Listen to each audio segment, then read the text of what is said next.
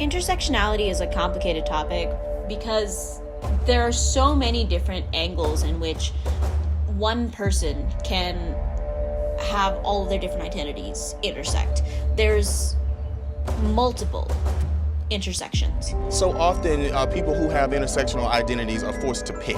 So do I celebrate my blackness or do I celebrate my queerness? For example, for me, I am a woman who is raised under Muslim parents, those Muslim parents being immigrants from another country.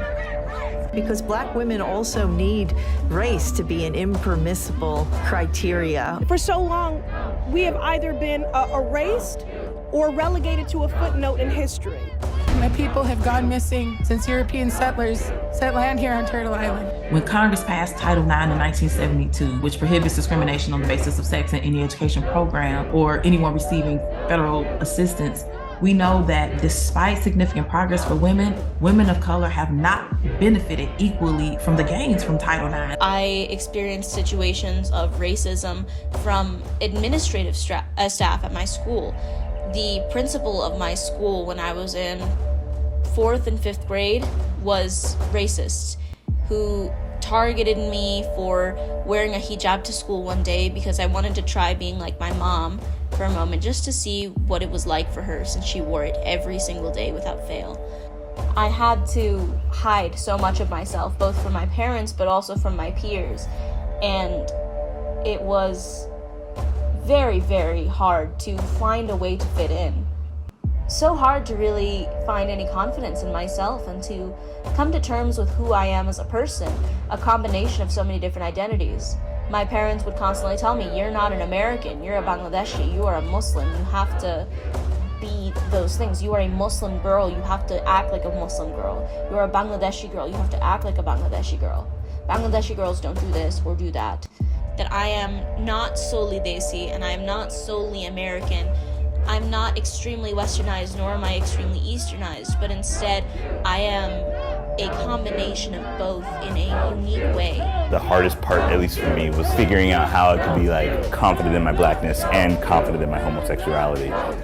So often there's so much negativity from one of those to the other.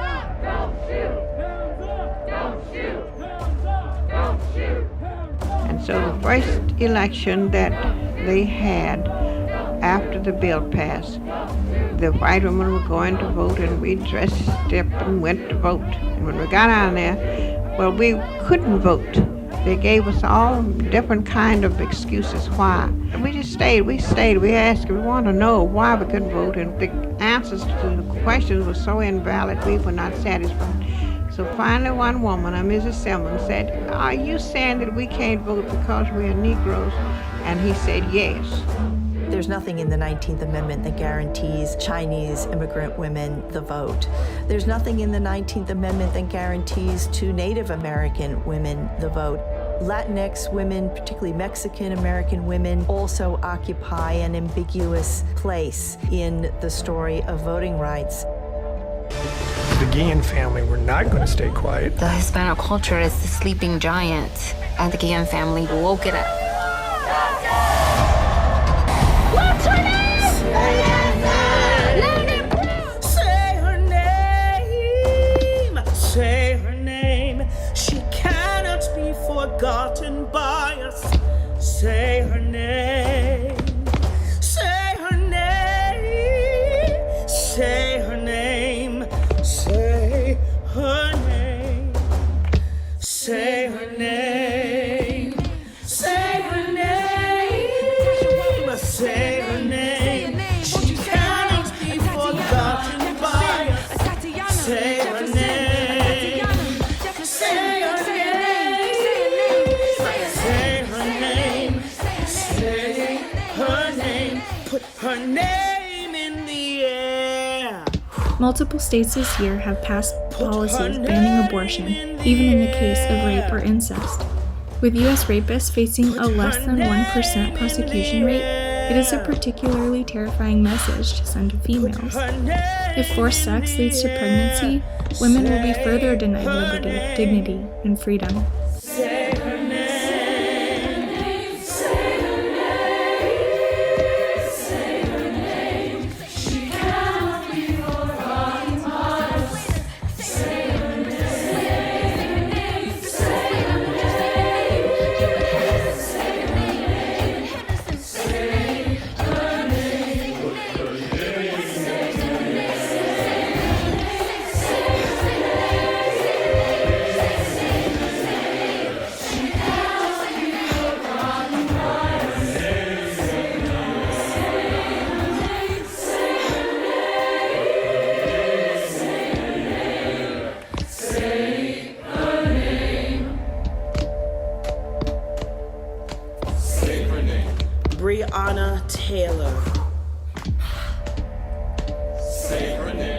Tatiana Jefferson, Pamela Turner,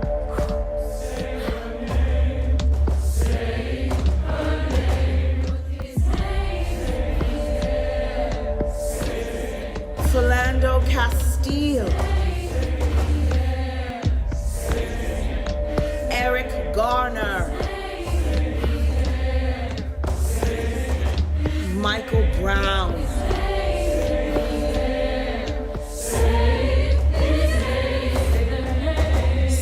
Same-sex victimization research has increased in the past decade. This research discovered that bisexual women reported the highest rates of sexual violence. Race plays a part in LGBTQ victimization as well. Latinas and Asian American LGBTQ+ women experienced higher rates of sexual violence compared to white women. The National Intimate Partner in Sexual Violence Survey estimates that 46% of lesbian women and 75% of bisexual women are sexually assaulted in their lifetime.